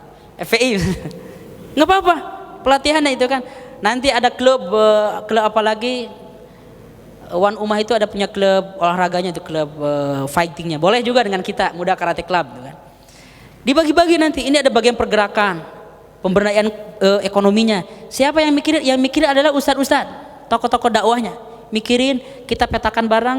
2 tahun yang lalu pernah di masjid ini kita undang ya, dengan murabian kita undang seluruh perwakilan DKM, perwakilan remaja masjid, seluruh masjid se-Bandung kumpul. Saya juga ngisi materi di situ. Bagaimana kita membangun sinergi, cuma belum ada follow up-nya. Itu yang kita butuhkan. Ingin membangun persatuan dimulai dari ustadz. Ingin mempersatukan ustadz dimulai dari aktivis-aktivis yang memberikan ruang, memberikan panggung, membuat mereka ketemu. Tantangannya ada, tantangannya ego. Nggak mau saya ketemu dengan ustadz ini, males. Nggak mau saya ketemu dengan dia, anak kecil. Nggak mau dengan dia, ahli bid'ah. Itu tantangannya. Anda dobrak tantangan itu. Gimana caranya menjebak mereka semua untuk kumpul bareng, ngobrol bersama, dan kasih nasi kebuli yang gede gitu kan. Biar kita ngobrol bareng. Ini masalah persatuan. Bayangkan dari kedai kopi kita bisa membicarakan masalah-masalah umat. Masalah kepemimpinan. Akar masalahnya adalah penguasaan bidang strategis. Leadership itu adalah soal expertise, soal power, dan soal keahlian kita memahami persoalan. Jadi kalau umat Islam ingin menguasai kepemimpinan itu bukan hanya presiden, bukan hanya provinsi. Kepemimpinan itu umat Islam yang menguasai IT, umat Islam yang menguasai bisnis, umat Islam yang menguasai perbankan, umat Islam yang menguasai pertanian. Ya kita perlu menguasai dulu. Kalau kita ingin memimpin, menguasai dulu bidang-bidang tersebut. Maka menurut saya solusinya adalah umat Islam itu perlu di-upgrade kapasitasnya dan didorong untuk memasuki bidang-bidang strategis tersebut. Jangan disuruh kabur. Yang ada kadang-kadang sebaliknya. Contoh nih, ada orang tokoh arsitektur, taubat atau hijrah, ataupun dia ingin belajar Islam dengan benar, ingin mendekatkan kepada Allah Subhanahu wa taala. Dia tinggalkan bidang arsitektur, dia jadi misalnya ya udahlah jadi guru ngaji atau hanya penceramah itu. Ini sayang. Dia ahli animasinya ditinggalkan, dia hanya menjadi guru tahfiz misalnya. Dia harus menjadi pakar animasi sekaligus hafiz Quran, harusnya gitu. Dia seorang pengusaha, ini duniawi banget. Di akhirat tidak ada yang kita bawa kecuali amal soleh. Bisa ditinggalkan. Justru dengan bisnis itulah dia beramal soleh, membangun ekonomi umat. Itu amal soleh dia. Kalau dia sebelum hijrah itu 2 miliar per bulan, setelah hijrah 20 miliar sebulan. Kalau dia sebelum hijrah itu IPK-nya 4, setelah hijrah IPK-nya 7 gitu. Kalau dia sebelum hijrah itu dia hanya sebagai sekretaris, setelah hijrah dia menjadi wali kota. Gitu caranya. Jadi kepemimpinan umat Islam itu bisa dibangun kalau umat Islam kita dorong menjadi para pakar, para ekspertis, para profesional di bidang masing-masing sampai dia menguasai paling atas jenjang tertingginya, dan dia yang akan memegang kepemimpinan. Suruh ke situ, termasuk tentara. Jarang sekali ada keluarga muslim yang kuat akidahnya, akhlaknya, terus punya obsesi, nah kamu harus bangun umat Islam ini, ayo masuk militer. Jarang yang kayak gitu. Biasanya dikasih motivasinya, ayo demi nusa dan bangsa. Ya itu betul juga. Tapi orang-orang yang punya spirit membela Quran Sunnah, nggak ada yang kepikiran ke TNI itu kan. Andaikan saya bisa ingin masuk ke situ gitu kan, takdir aja nggak masuk. Itu contoh kawan-kawan. Kepemimpinan itu tidak cespleng nggak sekaligus. Bukan dengan cara ganti pemimpin ganti apa, tapi dirintis. Terakhir, masalah eksternal. Itu internal semuanya ya, pemikiran, lalu juga pergerakan, persatuan dan kepemimpinan. Masalah eksternal itu adalah kompetisi dakwah antara agama dan proyek asing. Pada akhirnya kawan-kawan, semua perusahaan internasional ataupun negara lain, mereka punya kepentingan dakwah. Lembaga kemanusiaan, mereka punya kepentingan dakwah. Jangan marah-marah, kalem aja. Kalem itu bukan diem ya. Kalem itu adalah sebuah kondisi jiwa yang stabil, stabilitas. Dalam bahasa pernikahan itu sakinah itu kan. Sakinah, mawadah, warahmah itu kan. Kita sering mempersepsikan sakinah itu santai gitu kan, berhumor dengan pasangan, bukan gitu. Sakinah itu adalah stabilitas jiwa. Jadi kalem itu ketika melihat ada misionaris, kalem, jangan marah-marah dulu. Kenapa mereka bisa kayak gitu? Mereka punya rumah sakit, mereka punya sembako, mereka punya sekolah, mereka punya dai mereka itu rapi, bersih, berpengetahuan S3, kadang-kadang mereka profesor, mereka dilatih bahasa. Bayangin, orang bule belajar bahasa Jawa, bahasa Sunda, bahasa Bugis, mereka berdakwah di kampung-kampung terpencil, bahasa Papua, orang bule. Mereka belajar sosiologi, dan saya dengar dari kawan-kawan saya dari agama lain itu, kita belajar ilmu psikologi katanya. Pastor-pastor mereka itu, jangan marah ketika mereka berdakwah. Kenapa? Itu adalah tabiat dari sebuah agama. Setiap agama akan berdakwah ke agamanya masing-masing. Yang kita lakukan adalah ketika melihat tantangan eksternal, kita bersaing, wajadilhum billati hiya ahsan. Berargumentasilah dengan cara yang lebih baik. Jadi ketika mereka berdakwah, kita saingi. Mereka bikin sekolah kita lebih gede, lebih bagus dan gratis. Jangan sampai kayak sekolah IT. Tahu IT? Islam termahal. Ya bagus sih, cuman yang mahal. Yang bisa ke situ hanya orang kaya gitu kan. Yang nggak bisa kita salahkan juga. Kenapa? Yang biayanya mahal juga pembangunannya, gurunya. Mereka punya rumah sakit. Nah, siapa yang ingin berinfak? Saya dengar Salman itu kesulitan luar biasa itu, ingin mengumpulkan dana untuk rumah sakit.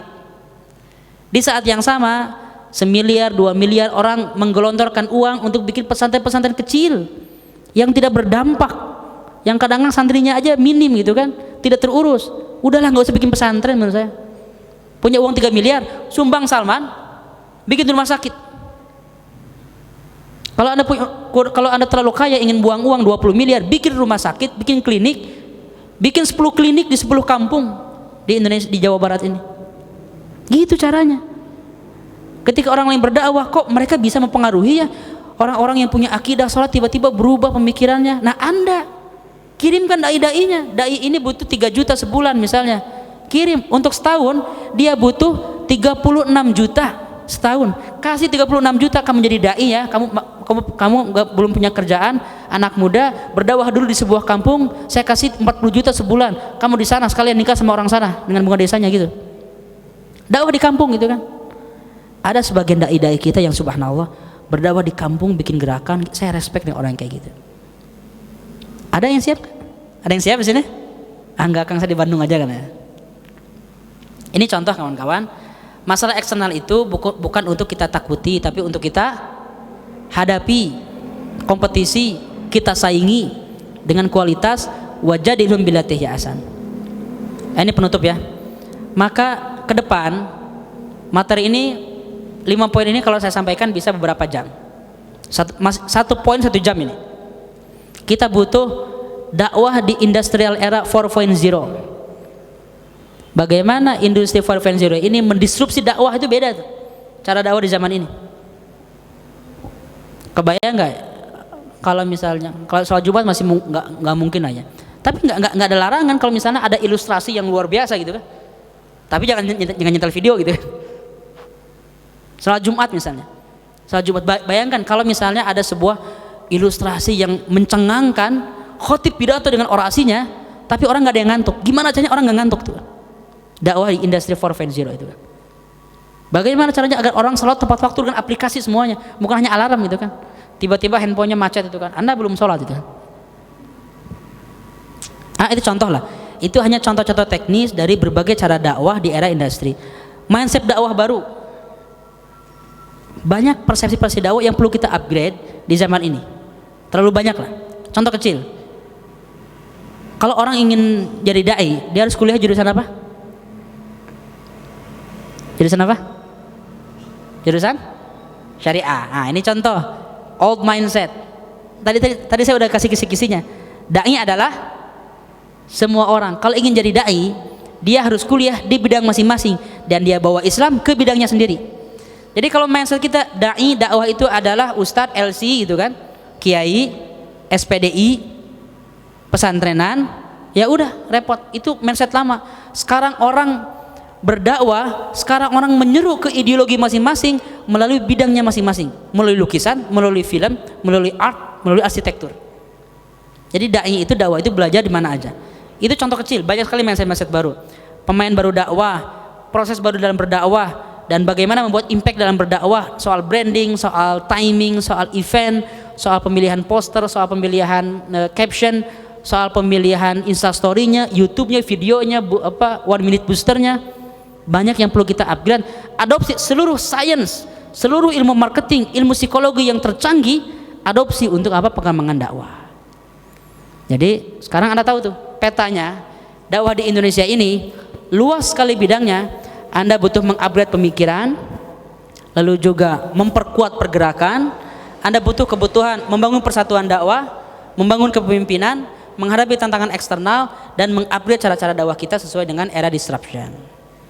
Itu yang bisa saya berikan di sesi Peta Dakwah Nusantara ini. Silahkan untuk diskusi. Assalamualaikum warahmatullahi wabarakatuh. Assalamualaikum. Pertanyaan. Ya, alhamdulillah, jazakallah kepada Ustaz Elfandi yang tadi telah memaparkan secara mendetail gitu, diawali dengan terminologi dakwah. Masing-masing dari kita harus melek bahwa dakwah itu tidak dilakukan hanya orang-orang yang berkecimpung di bidang tadi ya, yang kuliah di bidang syariah dan lain sebagainya. Sekarang langsung aja kita buka sesi tanya jawab. Saya harap pada sesi ini akan lebih komunikatif lagi waktu kita. Ada 3 pertanyaan, mungkin ini satu sudah diwakilkan oleh jamaah yang menulis, berarti ada 2 lagi ya, Ikhwan 1, Akhwat 1 dulu, barangkali ada ya. 1 itu yang Akhwat ada, kalau nggak ada nanti yang Akhwat dikasih ke Ikhwan jatahnya nanti ya. Belum ada? Ya udah, mungkin pertanyaan pertama saat ini ada yang nulis pertanyaan, saya bacakan ya. Afwan Ustadz, saya izin bertanya. Ada 2 pertanyaan. 1, bagaimana kita berdakwah dengan musik sementara dalam sebuah hadis Rasul mengatakan bahwa musik itu haram. Lalu yang kedua, bagaimana kita menghilangkan riba dari bumi selain berinvestasi dengan emas. Tadi ya, 1 bagaimana musik, berdakwah dengan musik sementara ada hadis yang menyatakan musik itu haram. Lalu 1 lagi, bagaimana menghilangkan riba dengan selain berinvestasi dengan emas. Langsung dijawab Ustaz atau itu aja lagi? Enggak, Kang.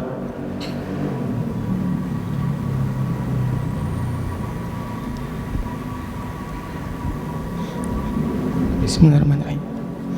Perkenalkan Ustadz, nama saya Dava. Saya ingin bertanya, sebenarnya ada 2 pertanyaan. Ada 3 sih sebenarnya, tapi 2 aja.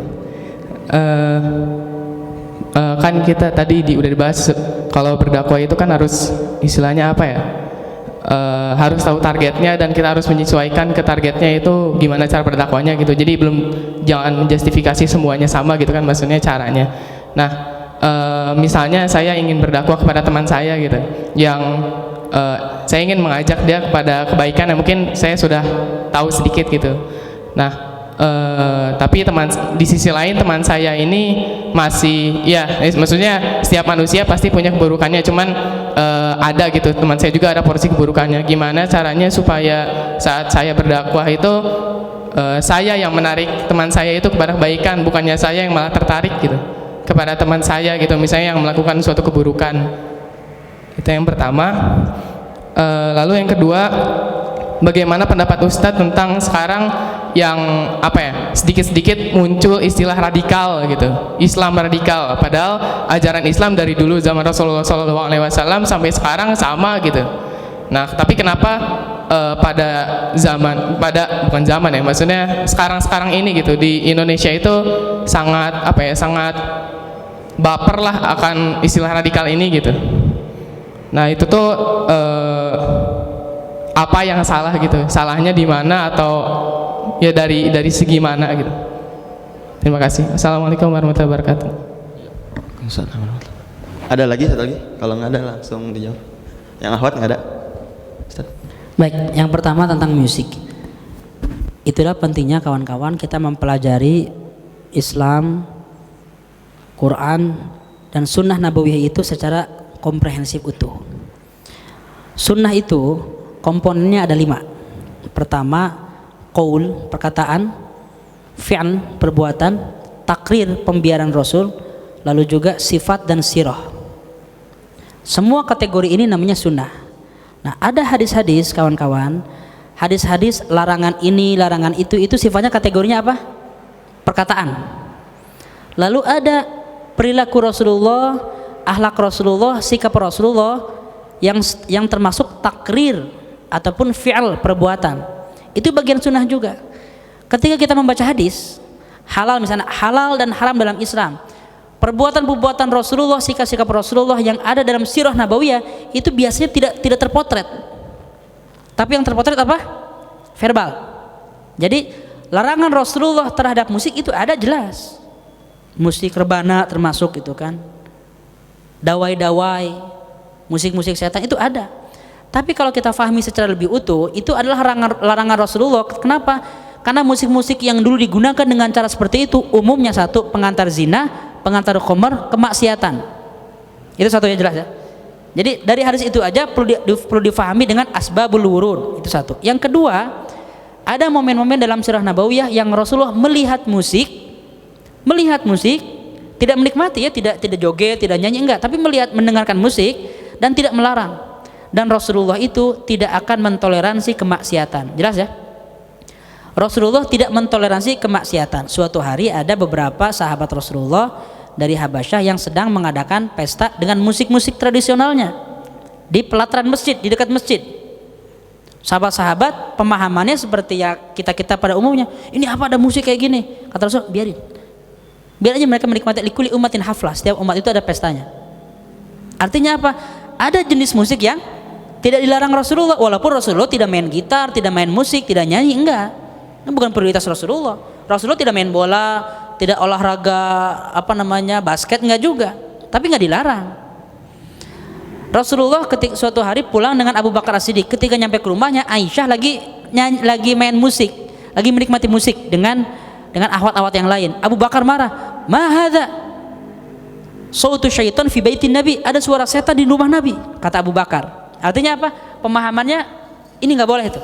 Dikoreksi oleh Nabi. Da'ha ya Abu Bakar. Biarin Abu Bakar. Likul umatin haflah. Setiap umat itu mempunyai kebutuhan untuk pesta, untuk menikmati perayaan-perayaan. Ya biarin aja. Artinya musik yang dimainkan oleh Aisyah dan saudara-saudaranya dan ahwat-ahwat yang lain tidak termasuk musik yang diharamkan. Rasulullah ketika membangun masjid, apa nasyid yang disenandungkan? Musik itu apa sih? Musik itu ada rima, ada ritmenya, ada dari suara, ada di alat musik. Itu musik. Jadi kalau ada ketukan, beritme itu musik. Ada yang nggak pakai alat.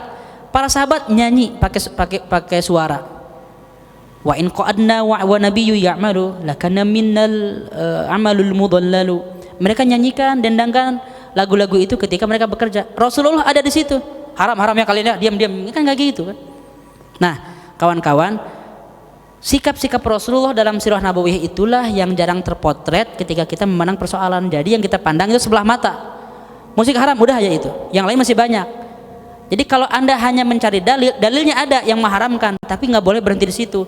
Ada situasi-situasi lain ketika Rasulullah membolehkan musik. Apa artinya kesimpulannya? Musik itu tidak halal mutlak, tidak haram mutlak. Ada musik yang diharamkan, ada musik yang dihalalkan. Disitulah nanti ada hukum-hukum fikih tertentu. Jadi tergantung. Kalau musik untuk dakwah nggak apa-apa. Yang kedua, lalu berikutnya tentang mengajak kawan kita agar kita tidak terpengaruh. Kita butuh modal dalam dakwah itu. Saya bilang tadi profesi apapun kita bisa menjadi dai itu betul, tapi tidak berarti kita nggak punya modal. Modal berdakwah itu adalah pengetahuan kita mengajak ke jalan Allah. Tidak harus jadi ahli tafsir, tidak harus jadi ahli syariah, enggak. Tapi Anda tahu isi Quran, isi hadis secara umum dan Anda ajak ke situ. Jadi kalau Anda tidak punya konten yang kuat, Anda akan dikalahkan oleh kawan kita sendiri, oleh objek dakwah. Kita ingin mengislamkan dia, malah dia yang mengkafirkan kita, itu kan bahaya itu kan. Kita ingin mengajak dia soleh, malah dia yang argumen lebih kuat, kita malah jadi maksiat ya. Jadi kita perlu punya sebuah modal. Modalnya apa? Ada dua, modal ilmu. Modal ilmu itu dari mulai ilmu teknisnya, ilmu sesuai jurusan Anda, dan modal ilmu syariahnya secukupnya. Yang kedua, modal keimanan, akhlak. Jadi kalau Anda nggak kuat ingin berdakwah, apalagi ke kalangan orang elit, ke kalangan lawan jenis misalnya, atau ke kalangan orang-orang yang memang rusak di situ, kalau nggak kuat iman, lebih baik tahan dulu sampai Anda mempunyai modal yang cukup, gitu kan. Jangan sampai kontraproduktif. Dengan niat baik malah kita rusak. Tapi jangan sampai Anda pasif, benar-benar pasrah, enggak. Perbaiki terus, persiapan kapasitas sampai Anda bisa. Yang terakhir apa sih tadi? Radikal, oke. Radikal itu adalah kategori Islamofobia. Saya ingin kawan-kawan semua kembali. Ini masalah eksternal kawan-kawan, jangan baper, jangan terpengaruh, dan jangan pikiran kita dikonsumsi oleh sebuah isu sehingga Anda menanggapi terus isu itu. Fahrul tiap hari dia butuh nggak ngomong, saya bukan pencuri, saya bukan pencuri. Anda ngomong itu nggak? Kenapa? Karena emang yakin aja kan? Tapi kira-kira kalau Fahrul setiap hari bilang ke tetangganya, ke temannya, saya bukan pencuri, saya bukan pencuri, apa yang ada di pikiran kalian? Jangan-jangan dia pencuri ya, sampai dia perlu membuktikan bahwa dia bukan pencuri. Nah, kita ini sedang didorong strategi besarnya untuk menanggapi kita bukan radikal, kita bukan radikal, kita bukan teroris, itu terus. Sedangkan nilai Islam yang perlu kita presentasikan itu jauh lebih banyak, dan kita tidak punya cukup waktu untuk mempresentasikan kalau kita nanggapin terus ini. Itu satu. Yang kedua, Islamofobia itu bukan hal baru. Kalau Anda bilang tadi sekarang kok zaman ini jadi kayak gitu, enggak. Di zaman Rasulullah itu disebut sebagai pemecah belah persatuan. Rasulullah itu dipanggil sebagai pencipta kerusuhan, orang yang memecah antara bapak dan anak, istri dan suami, saudara dan saudara kandungnya sendiri. Rasulullah itu dianggap pembuat onar, pemecah kesatuan negara kesatuan Arab gitu. Rasulullah itu. Islamofobia black campaign dari zaman dulu. Tapi yang dilakukan Rasulullah bukan gini tiap hari. Saya nggak kayak gitu loh. Saya ini cinta kebaikan loh. Saya ini bukan teroris loh. Nggak kayak gitu Rasulullah. Itu biarin anjing menggonggong, kafilah berlalu. Itu biarin. Sekali-kali tanggapin boleh. Tapi kita fokus. Ada sebuah nilai besar dalam Quran Sunnah ini yang perlu kita presentasikan dengan cara dakwah yang saya sebutkan tadi. Dengan berbagai cara. Tanggapan orang lain tentang Islamofobia nggak usah ditanggapi terlalu serius. Mereka menggunakan media macam-macam. Lawan dengan apa? Dengan karya kita untuk mempresentasikan nilai Islam yang lain.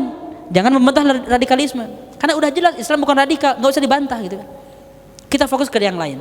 Itu adalah cara untuk apa? Cara untuk kalau dalam strategi ini ada pertarungan.